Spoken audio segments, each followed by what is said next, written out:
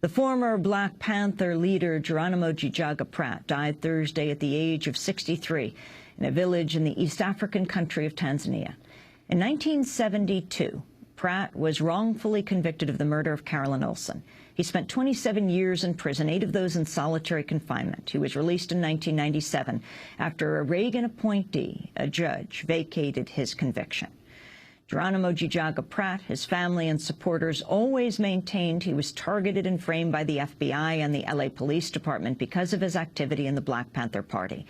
2 years after his release, Pratt won a $4.5 million settlement of his civil rights case against the FBI and LAPD. The FBI's share of $1.75 million marked one of the few times in its history it was forced to admit culpability in a case of false imprisonment. Geronimo Jijaga Pratt, born Elmer Pratt, was a Louisiana native, decorated Vietnam vet who served in the Army's 82nd Airborne. Before we turn to our guests, I'd like to play part of a radio interview I did with Geronimo Pratt in 2000, 3 years after he was released from jail. We were also joined in WBAI studios in New York for this conversation by one of Geronimo Jijaga Pratt's attorneys, Johnnie Cochran, who died in 2005. Well, I grew up in segregation, and we had to deal with the terror from the Klan violence and, other forms of ignorance from those peoples. But growing up in that kind of environment instilled in me a pride of or a sense of nationalism, that we can govern ourselves and we can protect ourselves, and we didn't need to be with anyone who didn't want to be with us. So out of that, I was part of a group that was selected by the elders to get military training to come back to the community, and help protect it, relieve the old soldiers.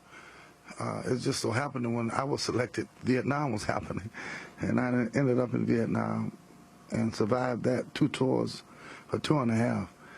And when I came back, it was shortly after Martin Luther King was assassinated. So the black nation was more or less at one now with the just being fed up. And everyone was saying, look, we have to do something. So us young militant types were employed quite extensively throughout the nation. And so this is how I ended up in these cities, contributing what little I could contribute. And you got involved then with the Black Panther Party? Well, with various organizations, including the Black Panther Party.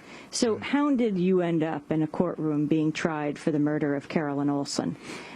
She was killed playing on a Santa Monica tennis court with her husband in 1968. Mm-hmm. You were caught and charged when?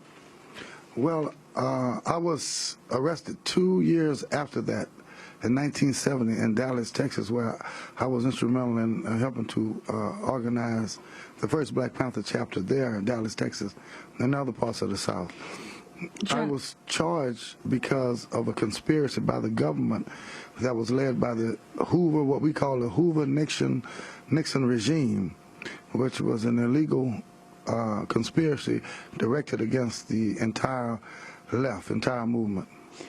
Johnnie Cochran, how did you get involved with Geronimo's case? I was appointed by the court by Judge Kathleen Parker to represent Mr. Pratt in the murder case. I had met him and had sat alongside him in another case, the so-called Panther shootout case that took place in 1971 in LA. It was then the longest trial ever, and all the Panthers were pretty much acquitted of all the charges in that, and it was a bogus case. The court then appointed me to represent him in the tennis court murder case. And what happened in that first trial? Well, it was an amazing trial. I mean, we came in there knowing and believing strongly that Geronimo Pratt was innocent. We sought to set out to prove that innocence, to establish an alibi. We ran into some problems in getting other Panther members to come and establish the alibi. Mr. Pratt was in Oakland at the time of these killings in December of 1968. None of the Panthers who were affiliated with or aligned with Huey Newton would come. So Kathleen Cleaver was in exile. And that was because he had already been expelled from Mr. Pratt had been expelled, and further, that the FBI had infiltrated him so much that they inculcated this kind of fear and distrust and whatever. They wouldn't let him come testify. So we got Kathleen Cleaver to come back, and she was a great witness. She couldn't pin it down as much as we wanted to. But we still thought we'd won the case. Jury stays out like 12 days or more, and they're hopelessly deadlocked. But they end up convicting an innocent man, and it was all the things we didn't see that took place which caused that defeat. And Mr. Pratt would always say, they're out to get me there, and I would always say, well, what do you mean by they? What do you mean by they? Who is this they? And of course, he was right. And as I said, I learned a lot from representing Mr. Pratt. You know, that a little paranoia is healthy, that even paranoid people have real enemies. And of course, he was right, that it was they. It was the FBI. It was the counterintelligence program. And Amy, how we found this out was through the good offices, really, of Stuart Hanlon in the intervening years after the conviction through the Freedom of Information Act. We were able to find out a number of things. That this man, Julius Butler, who was the star witness for the prosecution, who got on the stand and said that Mr. Pratt confessed to him, and was asked by me, have you ever been an informant for the FBI or any other agency? And he said no. He said no, unequivocally no. He lied. At that point, he said that he informed 33 times. And in fact, he was an informant for the LAPD and the LA County DA's office. He was their confidential informant. They'd done that. They had wiretapped our phones. They had had informants in the defense environs, meaning that somewhere in our offices they knew everything we were going to do. They had failed to give us Brady material, that is exculpatory material, where the husband of this lady who was shot had positively identified 2 other people. They kept that from us. They did all these things in an effort to neutralize, which meant kill, destroy, lock up forever, Geronimo Pratt at the behest of J. Edgar Hoover. Geronimo, before you were set free, 26 years and 7 months after you went to prison, you were in solitary for 8 years. Yes. We can say that, but what does that mean? What is life like in solitary? Where were you kept? Well, I was kept in the hole in San Quentin and Folsom. I started in the hole in Dallas, Texas, where I was busted, and then on to the holes in Los Angeles County Jail, which is like nightmares when you're talking about the holes in Texas and LA County, the old county jail, and then on to the holes in state prisons. But what it means is that this country tortures people, and right now Hugo Pernell is going into his 27th year in the hole. Woodfox and Wallace and King, who are in Angola State Prison in Louisiana, are going into their 23rd year in the hole. So when you talk about 8 years in the hole, and you look at this ongoing today, it's hard for me to even talk about those 8 years because it's happening right now. How many hours a day are you kept in this single cell? 24 hours a day. And then after the second year, it became 23 and a half.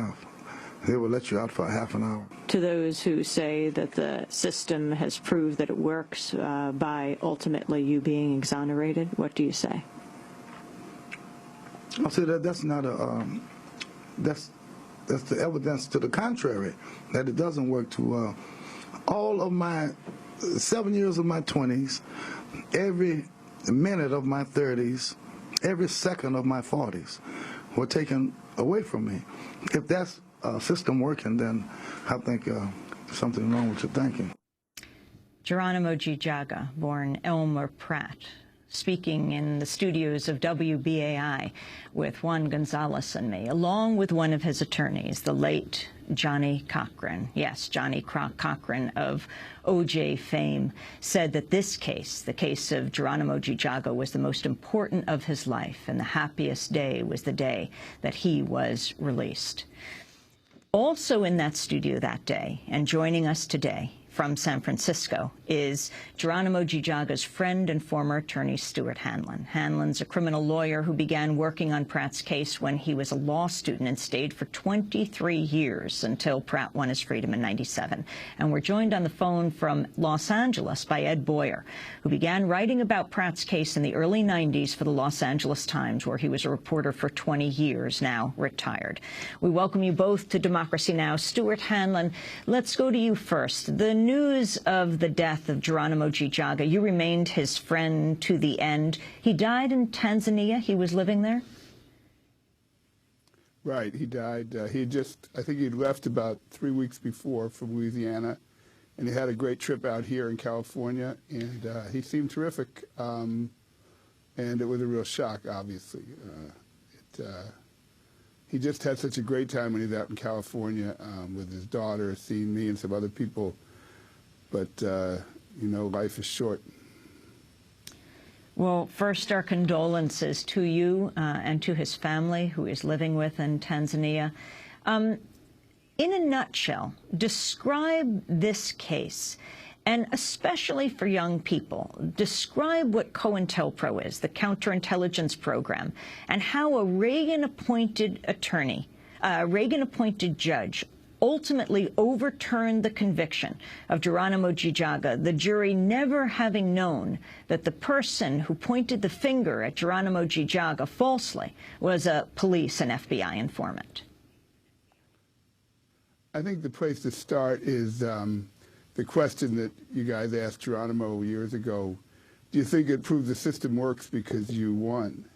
And Johnny at one point, it's one of the few differences he and I had, and he said the same system that locked up Geronimo let him free. Well, the system doesn't work. And if it took, as Geronimo pointed out, it took 27 years of his life to free an innocent man.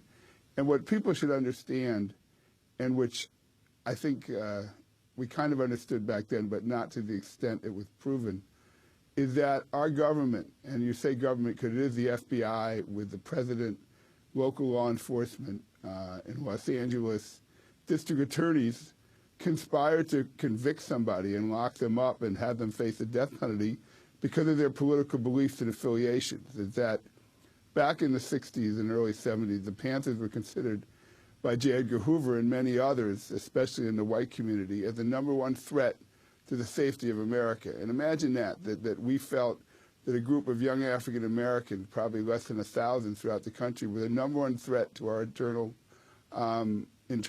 safety. And because of that, these law enforcement people and judges and district attorneys felt that the ends justified the means to get rid of them by any means necessary. And we've learned that Fred Hampton was murdered, another Panther, in Chicago, and Geronimo was framed. And people say, how do you know it was framed? It was just some technicality. And I think the best image is that Julio Butler was asked by Johnny on a number of occasions, were you an informant for any agency? And he said over and over, no. And as it turned out, and I think what got Judge Dickey, is that he was an informant not just for the FBI, but for the LA Police Department, and finally for the LA District Attorney's Office. And these three agencies sat in court, because the FBI was there, and let this man lie and commit perjury to convict somebody. That's not a technicality. That's the breakdown of our criminal justice system. That's the highest level of people involved letting someone commit perjury because they don't like him and like his beliefs. And I think the last question you asked, Amy, what does it say to people today, young people like Geronimo and I were 40-some years ago, and even Johnny was pretty young back then, that paranoia is healthy, that now our new enemy may not be the Black Panther Party or African-American groups, but the new enemy could be Mid-Eastern people or Muslims. And we demonize them as the Panthers were demonized, and then we justify trials without juries, trial without, in military courts. We justify, setting up military courts in Cuba, in Guantanamo. We justify all these things in the name of protecting our country. And what we don't understand is our country falls apart when we do these things, and the legal system falls apart when we let these things happen. And that's the ultimate, not personal story of Geronimo, but the political story, I think.